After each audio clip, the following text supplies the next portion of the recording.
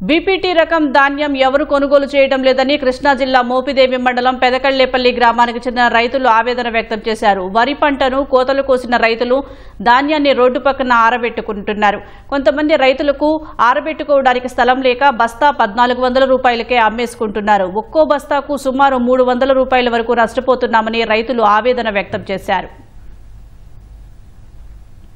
మేము 12 ఎకరాలు వేసాం.